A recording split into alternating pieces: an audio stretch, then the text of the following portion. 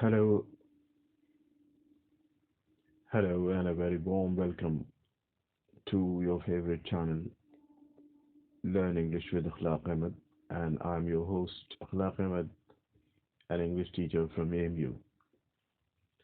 Well, dear viewers, as you are aware, that on this channel we keep uploading videos on CBSE English elective and CBSE English core, and also on spoken English. So, uh, before I proceed, I'd like to request those who've come for the first time to subscribe and press the bell icon and set it to all so that uh, you may get all notifications um, on time, notifications of all the videos that I upload from time to time. And then, of course, there's the request for all of you to share and subscribe, to share, subscribe, and like. You see, your likes, your share, in fact, motivate us to keep working and to keep bringing um, new videos for you, new study material for you.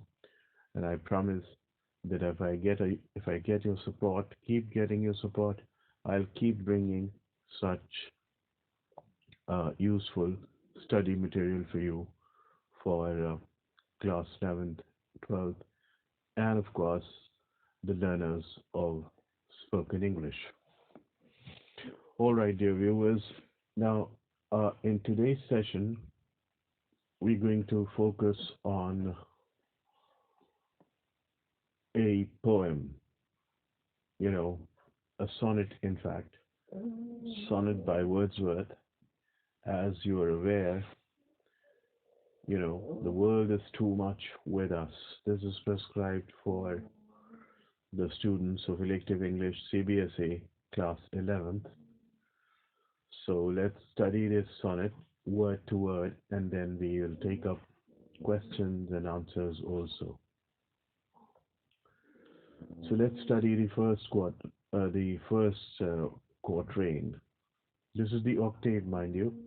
This is an Italian sonnet consisting of an octave, which is a stanza of 8 lines. Usually, the variations, it may have a variation scheme, a variation in a rhyme scheme, such as AABB, or ABBA. The next 6 lines usually consist of, the next stanza consists of the 6 lines where the rhyme scheme is usually ABA, or ABACDC, any of these variations. Now, the major difference between an English or Shakespearean sonnet or an Italian or a Petrarchan sonnet, remember this one is an Italian or a Petrarchan sonnet, is that in this kind of sonnet, in the first 8 lines, a problem is posed or an argument is developed, and the conclusion comes slowly in a step by step manner in the last 6 lines. Whereas in case of Shakespearean sonnet or English sonnet, the conclusion comes suddenly in the form of a couplet. As we have discussed in our previous lectures. Well, anyway, we will talk more about this at the end when we take up the questions. Uh, the theme of the sonnet, that is, nature is a great safe source of spiritual joy and comfort. Um, this theme is reflected in the sonnet. And in the octave, in the first 8 lines, the poet establishes a problem, that of our excessive involvement with material life and complete ignorance of spiritual values or spirituality, which is actually more important because it gives us peace of mind. So now let's try to understand the poem and its various aspects.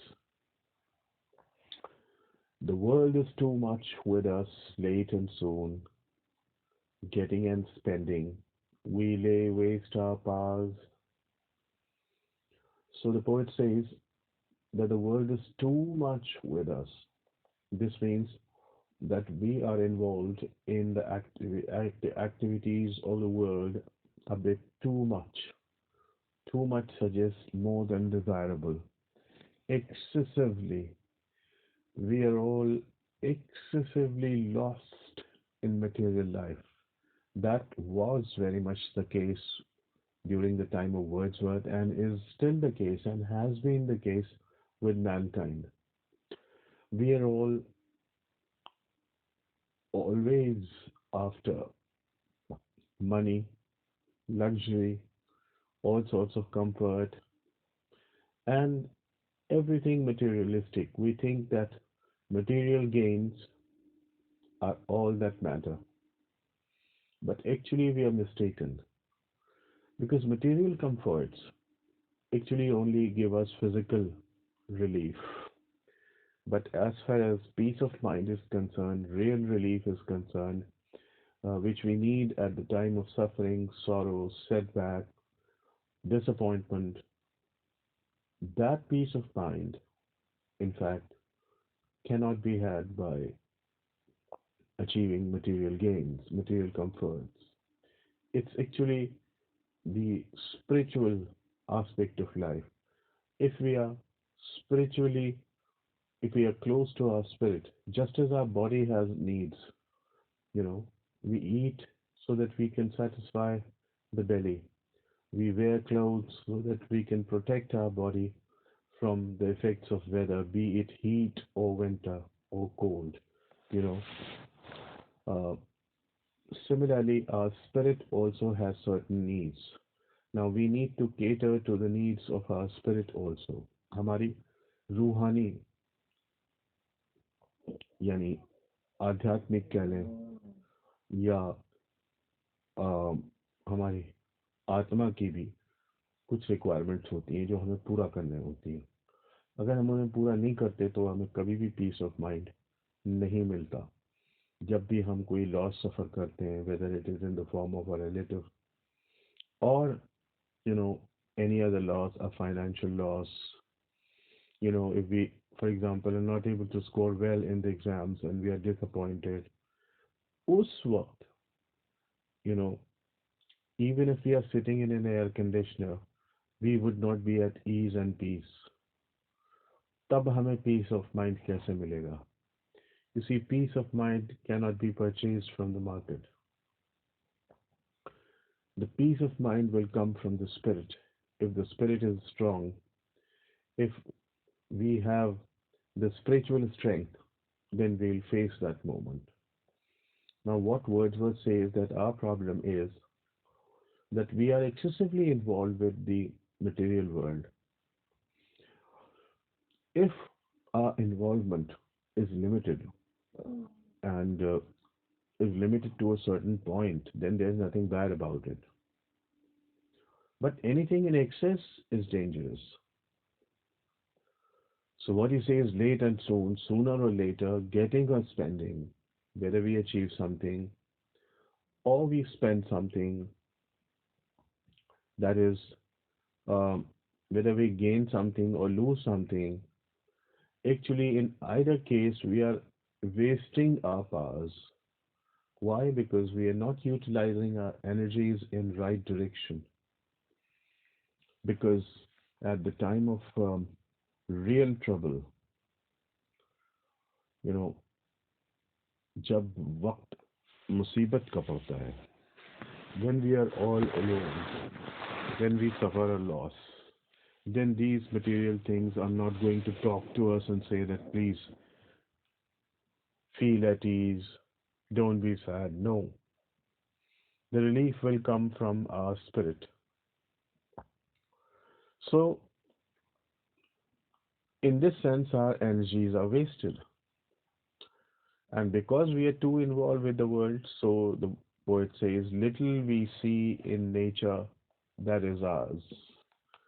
Little, if it's used in this way, means it's used negatively. That is, nothing in nature is actually ours. Why? Because we pay no attention to nature. We do not value it at all. We do not interact it. We never try to learn from it. We never, um, sorry, we never, in fact, you know, try to interpret various moods of nature. Nature में बहुत कुछ है प्रकृति में फितरत में बहुत कुछ है you see Wordsworth was an atheist. He even was very close to nature. He had his own philosophy of nature. He believed in a living presence which governed the universe, and he believed that there is a unity in all objects of nature, among all objects of nature. And then there is a unity between human beings and objects of nature. And finally, he discovered a harmony between these three: the living presence, the objects of nature, and human beings. This was his philosophy, and he said that nature is a kind of a guide and teacher. We can learn from nature provided we are sensitive enough. अब इसको हम अपने अपने different beliefs के according ले सकते हैं. There is a lot to learn from nature. You see, we all have been created for a purpose. You know, how would we learn that purpose? क्या ये सब कुछ ये दुनिया अपने आप ही क्रिएट होगी या इसको क्रिएट किया गया है? ये हमें कैसे पता चलेगा? जब हम नेचर की तरफ देखेंगे, नेचुरल अकरेंसेस की तरफ देखेंगे, तब इसके बारे में सोचेंगे. For example, if you take example of scriptures, the Holy Quran, for example, says at several places. I mean, it mentions different things. For example, किस तरह से आसमान बगैर सपोर्ट के खड़ा हुआ है, किस तरह से बारिश बरसती है. There is a cycle of rain. समंदर अपनी जगह ठहरा है तो ठहरा ही हुआ है. पहाड़ हैं, उड़ते नहीं हैं. पेड़ हैं, हर तरह के क्रिएचर्स हैं. There are human beings who've got feet and hand, and they're two-footed. Then they are four-footed.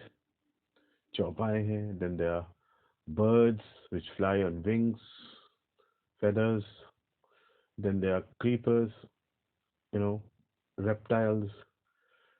So there is a vast variety. अब ये सब कैसे होता है? How it all happens? जब हम देखें नेचर की तरफ, you know, then we are forced to think about all this, and then we learn the purpose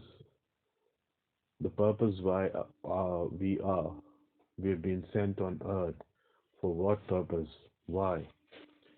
So obviously, if we know our objective, we'll try to achieve it. Then there is a chance that we might succeed.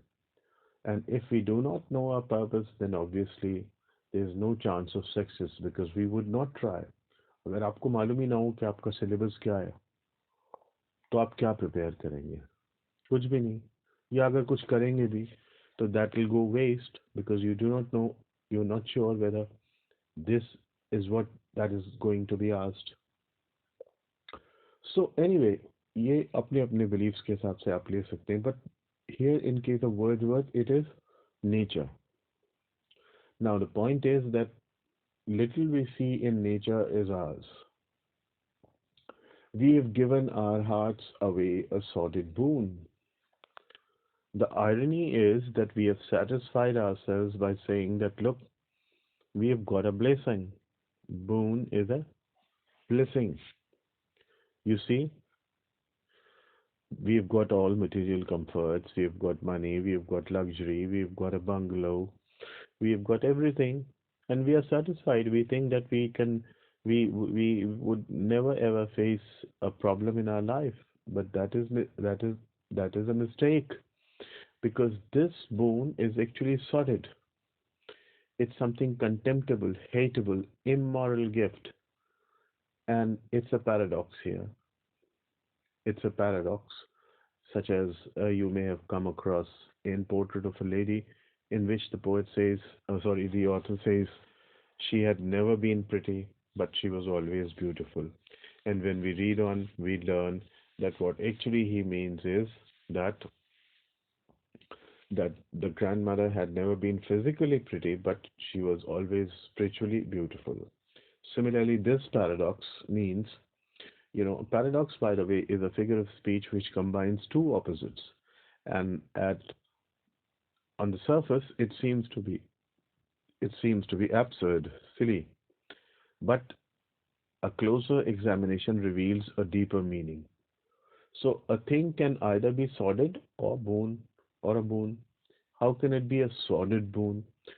It is a boon in the sense that it gives us a comfort, the physical comfort, but it is sordid, useless, wretched, unfortunate, because it cannot give us spiritual joy.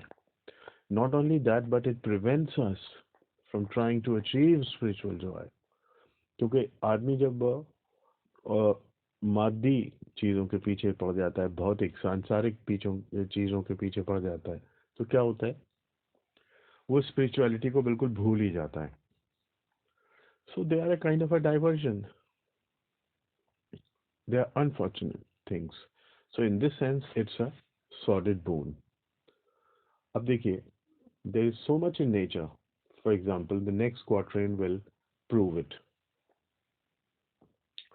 The sea that bears her bosom to the moon, the winds that will be howling at all hours, and are upgathered now like sleeping flowers. पहले तो हमें इसको समझ लेना चाहिए. Bosom means breast. Bears literally means, ये यहाँ पे bear के माने expresses her rich heart. So the sea is personified here and imagined as a beautiful woman, and the sea expresses her rich heart to the moon. एक image तो ये हो गई. This refers to the sight of sea in a moonlit night. जब चांद अपनी उठान पे हो, यानी 14वीं का चांद हो या उसके आसपास की तारीख हो, तो कभी आप देखेंगे समंदर में किस तरह रिफ्लेक्ट होता है. फुल मून रिफ्लेक्ट होता है, कभी हाफ मून रिफ्लेक्ट होता है. और अगर सी काम है तो इमेज स्टेबल रहती है. और if there are bubbles, if there are waves, then the image is broken. और कैसी कैसी shapes बनती हैं. You know, uh, it communicates a lot. The moon is there hanging in the sky without support. The sea is there stable. The water moving. There's no mirror, no technology, and yet there is reflection. उस पे आप देख के विचार करें तो बहुत सारी चीजें आपके दिमाग में आएंगी. You would learn, and you know, when we remain away from materialism for some time, कुछ देर के लिए हम जो है ये दौड़ भाग की ज़िंदगी जो होती है, पैसा कमाना और material comforts, when we stop all this, बिल्कुल फ्री माइंड से, तो हमारे ऊपर कोई बोझ नहीं होता. We don't care whether we are going to lose 1,000 rupees और what, you know, we are just relaxing, watching the natural phenomena. Then the ideas come to our mind, spirit gets purified, and our attention is diverted to our creator, and we think of our purpose. We think why we are here. We are a part of the whole thing. We are a part of the scheme. ये सब कैसे बन गया? क्या हमेशा रहेगा? नहीं रहेगा? अभी थोड़ी देर पहले मून की इमेज जो थी वो पूरी थी, अभी एक लहर आई, मून की इमेज टूट गई. इज इट परमानेंट और not? Are we going to survive? How are we going to survive? Where are we headed to? All these things come to our mind. Then you see the next image is that of winds, you know, which are calm, which are compared to, which are said to be upgathered. Now, upgathered, that is stable, calm. Now, like what? Sleeping flowers. This is a simile. The winds are compared to what? Sleeping flowers. Sote hue phool. Look at the image. Because the wind is not blowing hard, so the flowers are not flying or waving in the wind. फूल जो हैं वो जब हवा तेज चलती है तो हिलते हैं झूमते हैं उसमें कुछ तो गिर भी जाते हैं टूट के but at the moment the wind is like sleeping flowers. The flowers seem to be sleeping, they are not moving. They seem to be fixed. सोते में हम एक जैसे पड़े होते हैं ना बिल्कुल उसी तरह से flowers हैं. The atmosphere is calm, the nature is calm. So the wind, remember, the wind is calm, and this calm wind is compared to sleeping flowers, and this is a simile. You may also be asked to identify the figures of speech. So he says, uh, एक ये भी scene है देखें कि हवा बिल्कुल ठहरी हुई हो और आप नज़र डालें पेड़ पौधों पे फूलों पे बिल्कुल आपको ठहरे हुए थे नजर आए हिलते हुए नजर ना आए ऐसा लगे जैसे सो रहे हैं you know this is a feeling which is created only when we are sensitive. Otherwise, आपने बीसियों बार नजर डाले हो नजर पड़ी होगी आपकी फूलों पे you may have caught the sight of flowers almost fixed at their places, but you may never have thought about it that the flowers are sleeping. You know, it's all a matter of sensitive and consistent watching. Regular जब हम मुसलसल interact करते रहेंगे तब इस तरह के ideas आएंगे वरना इस तरह की इमेजेस तो आती रहती हैं और हम ध्यान नहीं देते. So the poet says that at the moment the wind is calm, the nature is very pleasant, and um, the winds are as gentle as sleeping flowers, as beautiful as sleeping flowers. But if nature becomes violent, then there will come time then the wind would be howling at all hours, howling wind, making a cry of anger and pain. This refers to the fact that it might get stormy. जब हम काम nature पे ध्यान नहीं दे पा रहे हैं तो स्टॉर्मी नेचर पे क्या ध्यान देंगे. Then we would panic if there is a storm, if there is a flood, if there is an earthquake, then we usually panic. जान बचाने की कोशिश करते हैं. Although for Wordsworth, even the fierce aspect of nature had a message in it, and even they communicated something useful for our life. So he learned even from that. तो but that is I mean not to talk of that वो तो दूर की बात है. We are not even willing to pay attention to pleasant aspects of nature. जब pleasant aspects पे attention नहीं दे रहे तो unpleasant तो दूर की बात है. Although unpleasant aspects of nature too have a message for us, but because we are not sensitive enough, so we panic. We don't even learn from unpleasant aspects. आप तो ये देखिए कितने ही स्टॉर्म्स आते हैं कितने ही अर्थक्वेक्स आते हैं कितने ही फ्लड्स आते हैं but after it is gone we forget it. We never try to think why it happens, how to avoid it. अब बड़े लेवल पे ये हो जाता है कि भाई चलें आपको वेदर फोरकास्ट मिल जाती है कुछ और कहते हैं कि भाई मकान इस तरह बनाओ कि गिरे ना वगैरह वगैरह वो that is a different thing. But actually, the reality of life, ये सुख और दुख सुबह का होना, शाम का होना, धूप, अंधेरा. What does this mean? ये सब क्या यूं ही है? Is it all meaningless? Does it have no purpose? If you have to answer these questions, then you have to think and pay attention. But as far as we are concerned, unfortunately, as the poet says, for this, for everything, we are out of tune. For all this, for the pleasant, calmer aspects of nature, and also for the fierce aspect of nature, for everything, we are out of tune. We are not sensitive enough. We are not aware of it. We are not, in fact, aware of the beauties of nature, like the sea bearing her bosom to the moon, or the calm winds like sleeping flowers, or the stormy weather. For all this, we are out of tune because वो तो ऊपर बता ही चुका है. We have given our hearts away as sordid boon. We are excessively involved with the materialistic world. Now, this is our problem. The question is, what is the solution? Let's read the last 6 lines. It moves us not, great God. I'd rather be a pagan suckled in a creed outworn. He says, it moves us not. This situation is not very impressive, great God.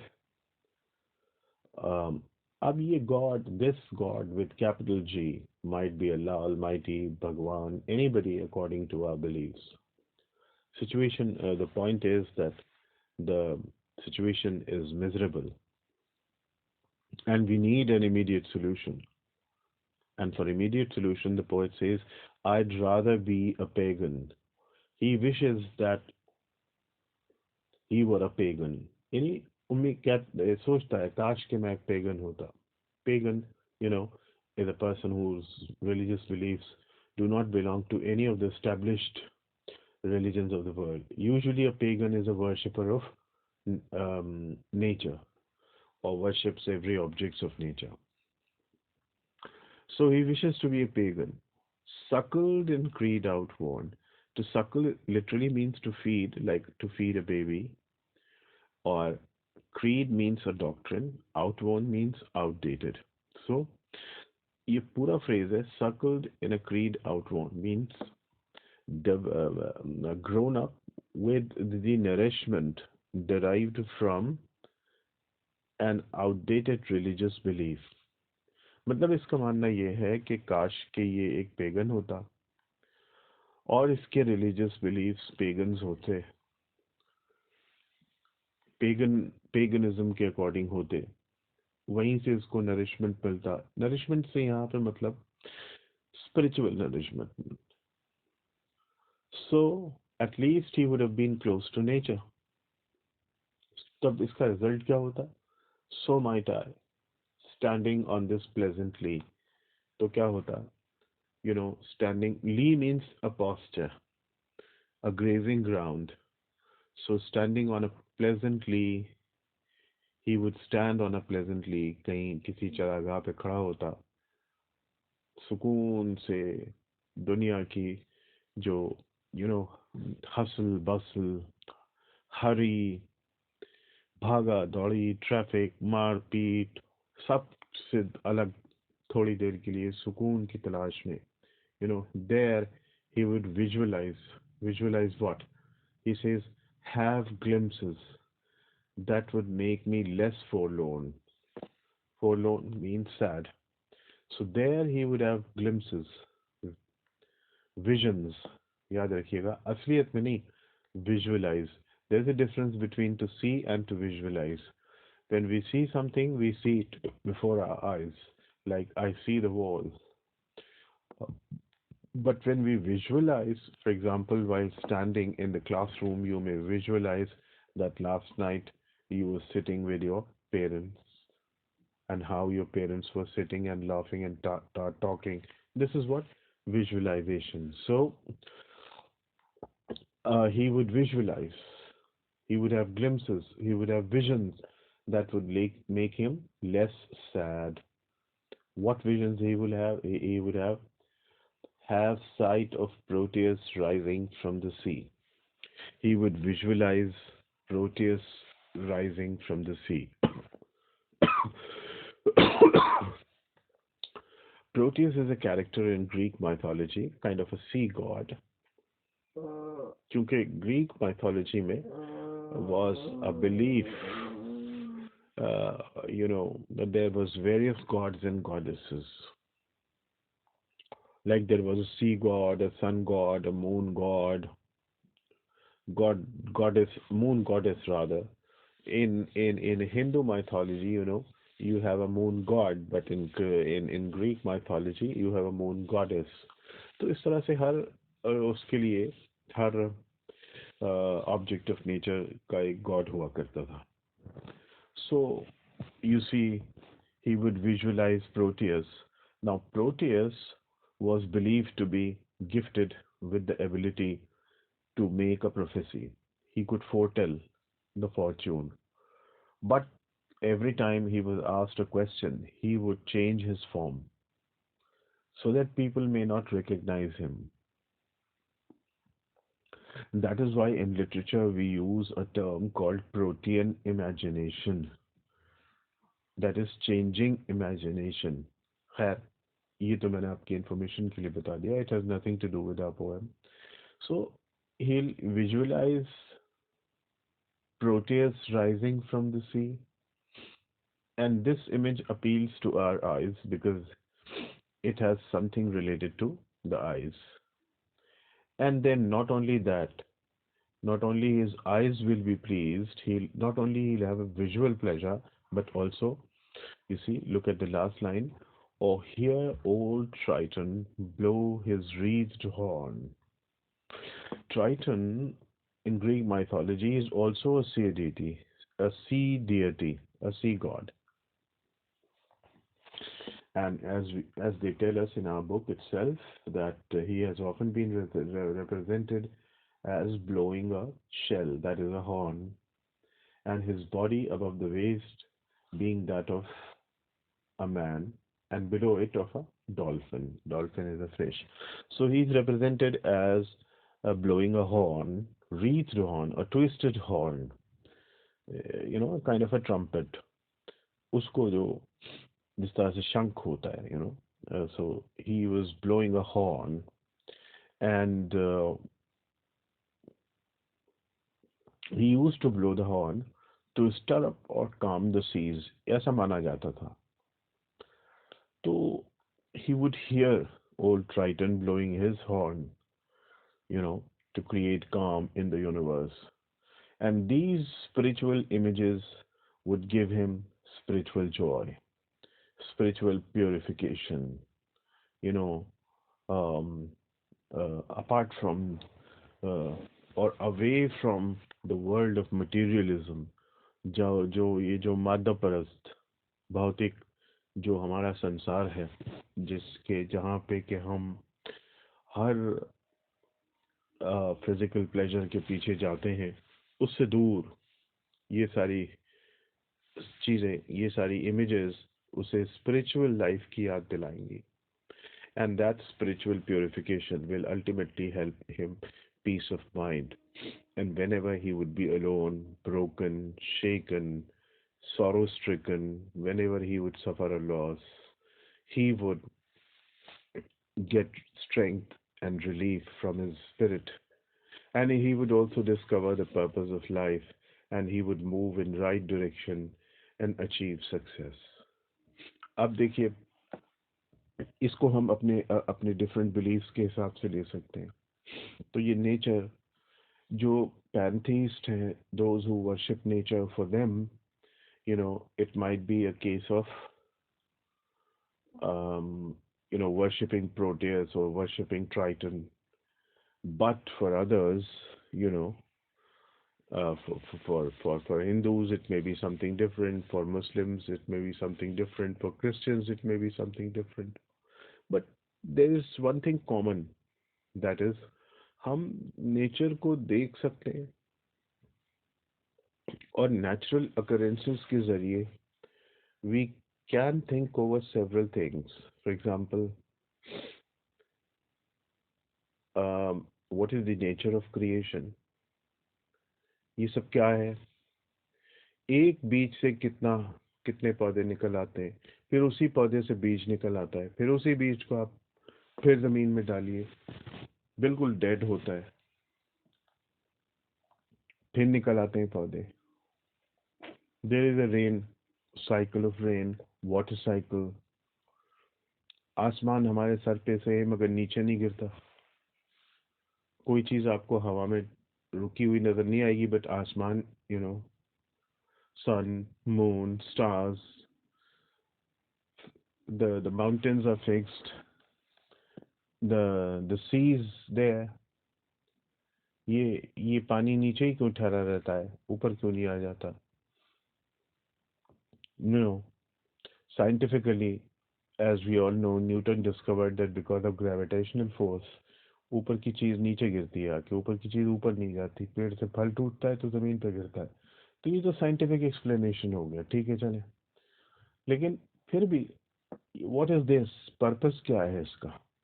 आपने एक बीज डाला, बीज से एक plant निकला, एक plant से फिर बीज निकले, वही बीज आपने फिर डाल दिए, फिर प्लांट निकल आया.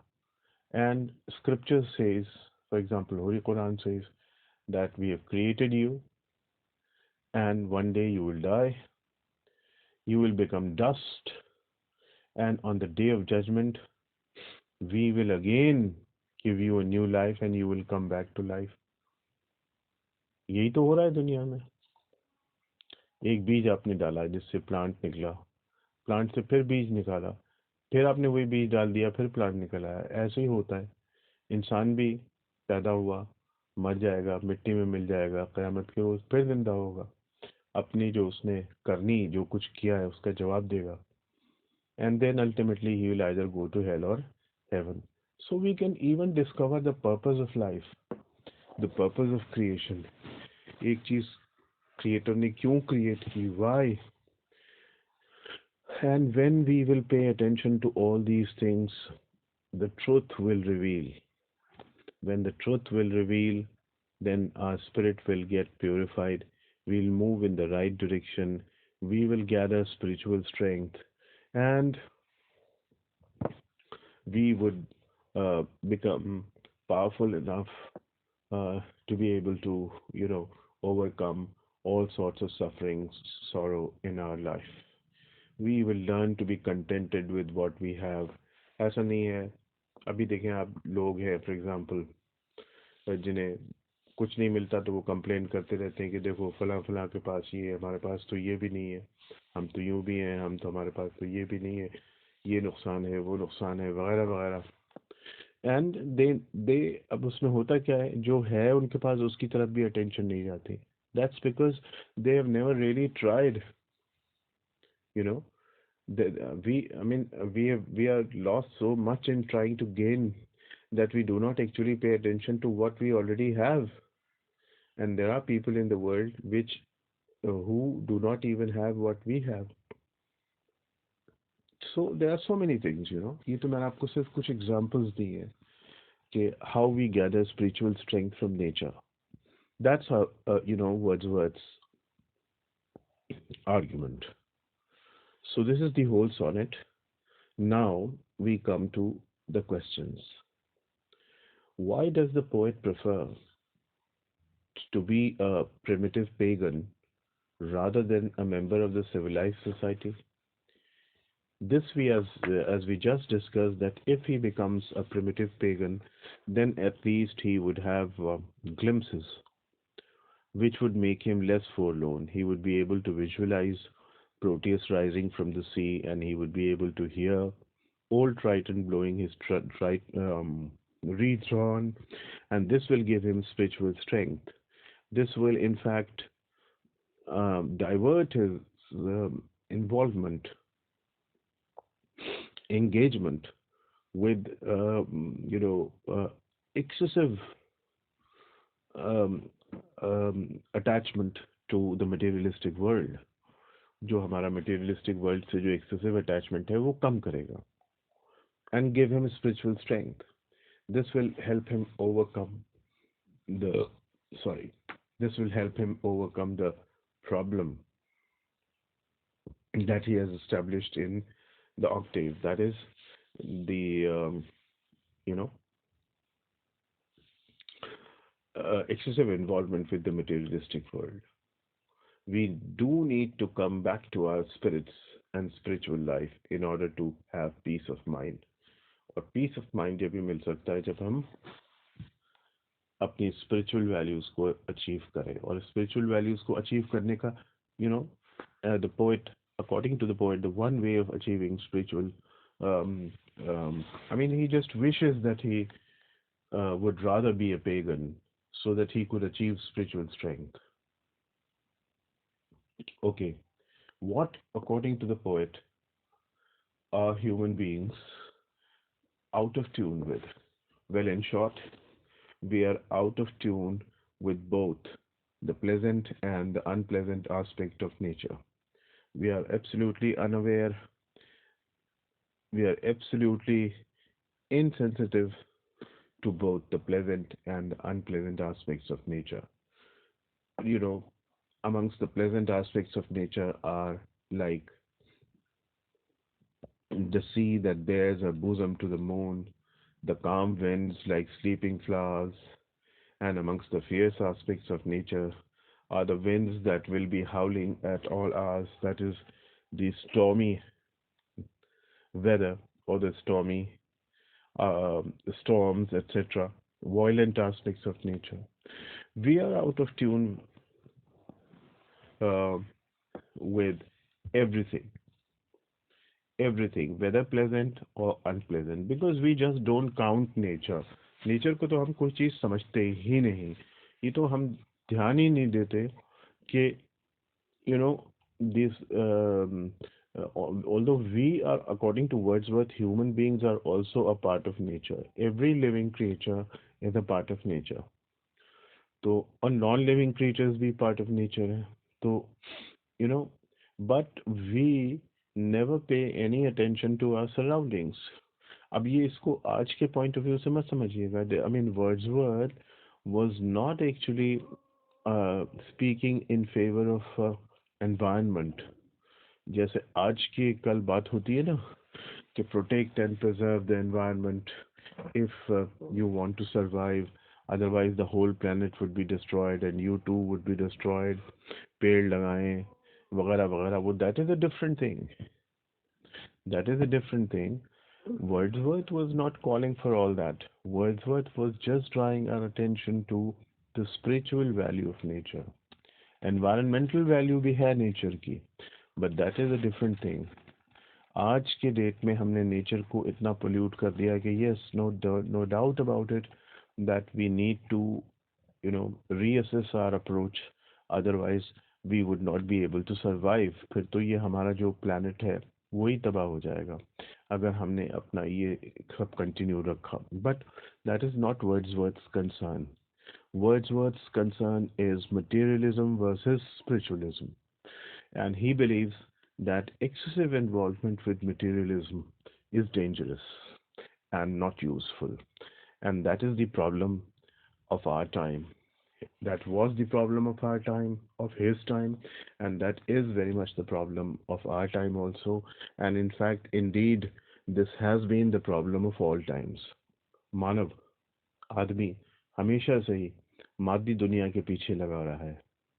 जो उसका जो जो स्पिरिचुअल एस्पेक्ट है उसके पीछे तो उसने ध्यान ही बहुत कम दिया है.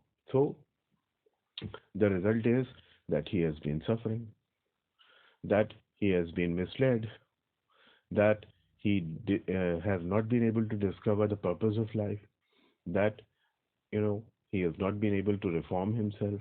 तभी आप देख लीजिए कि दुनिया में majority of लोग जो हैं they are, I mean, of course, man and women, but they are not true human beings. उनमें मानवता नहीं है. मर्द और औरत तो हैं, वो स्त्री पुरुष तो हैं, बट सवाल ये है कि क्या मानव भी हैं, क्या उनमें मानवता भी है.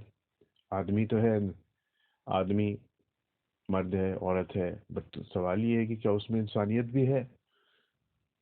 जिस तरह के गालिब ने कहा था कि बस के दुश्वार है हर काम का आसान होना, आदमी को भी मयस्सर नहीं इंसान होना। यानी, by birth we are human beings.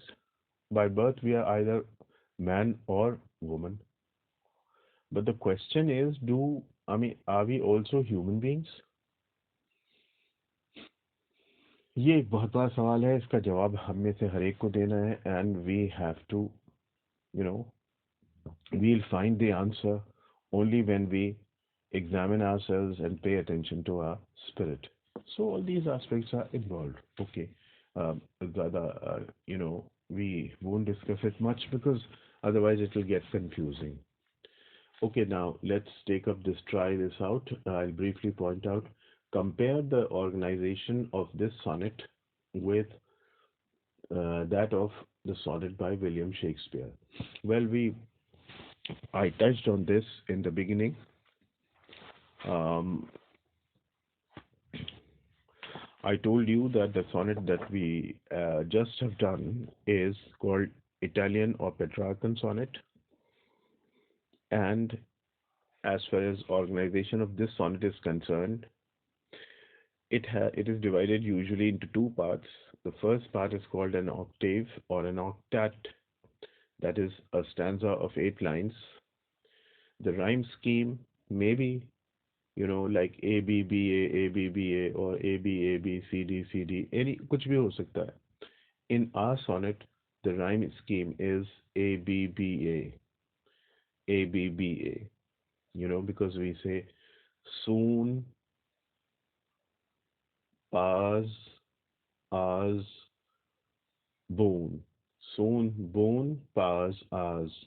तो A B B A. So you see, दूसरे में भी यही है, moon, as, pas, tune. So A B B A. Now, the quality of the octave is that in the octave, the poet establishes an argument or presents a problem. In this sonnet, the problem is presented excessive involvement with material life.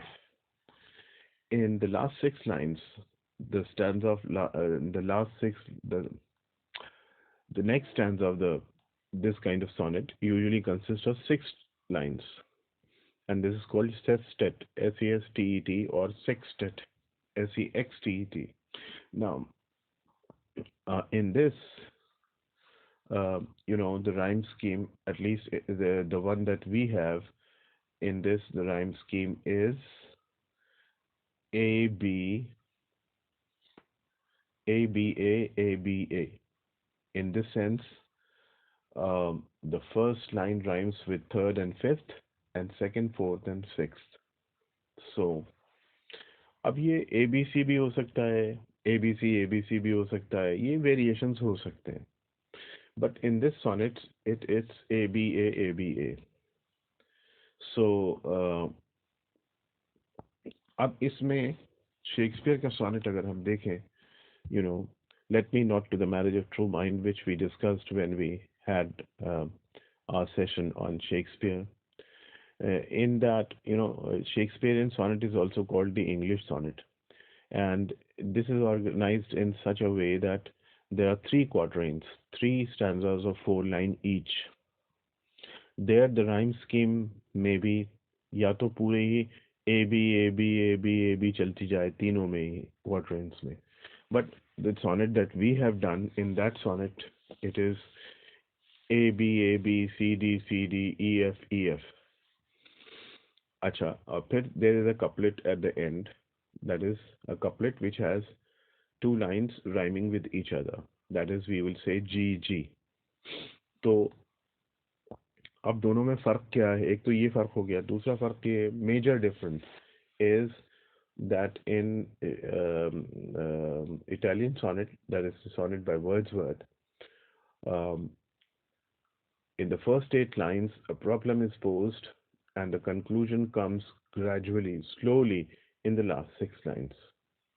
Whereas in the English sonnet or the Shakespearean sonnet, um, the poet presents the argument in the first 12 lines. in the first 12 lines or the three quatrains. And then conclusion comes all of a sudden in a dramatic way in the last two lines. Unlike the Italian sonnet, Italian sonnet में conclusion gradual होता है, slow होता है, step by step होता है. लेकिन you know English sonnet में conclusion gradual नहीं होता, सडन होता है, ड्रामेटिक होता है, ड्रामेटिक होता है, एकदम से कोई चीज हो जाए.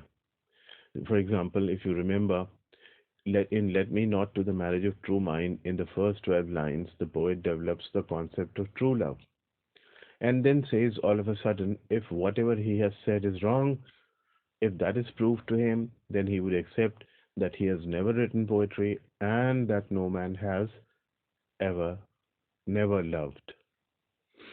तो ये उसका conclusion है. But here in our sonnet, the conclusion doesn't come suddenly. It comes in a step-by-step manner. The poet um, wishes to become a pagan, and he would like to stand on a pleasant lea and have glimpses that would make him less forlorn. He would visualize Proteus rising from the sea and hear old Triton blow his horn. तो ये सारी चीजें, step by step, that will give him spiritual purification. तो दो line में ये सारी बातें नहीं आई हैं, बल्कि in a step by step manner in 6 lines. So that's the major difference. So we have compared the two sonnets also. We have interpreted Wordsworth's poem as well. We have answered the questions. We have studied and analyzed the language, and we have also analyzed the what you call figures of speech found in the sonnet, and as a whole, we have had a complete study of the sonnet. Now, you see, please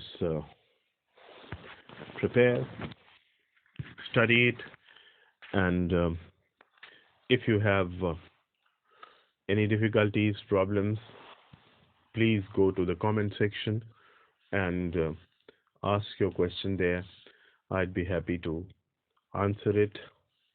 You may also contact me on WhatsApp. I'd let you know the WhatsApp number. You may note it down: 963-990-9999. That is tetra 9, 4 times 9. I repeat, 963-990-9999.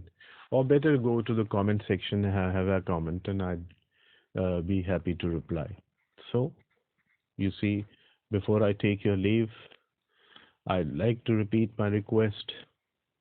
That is, those who have come for the first time, please subscribe the channel, set the bell icon to all, and you know, for all the viewers, I would say to all the viewers, please do subscribe and do share and like and give your valuable suggestion and support. And I look forward to meeting you in future also. Till we meet again, take a good care of yourself. Thank you very much.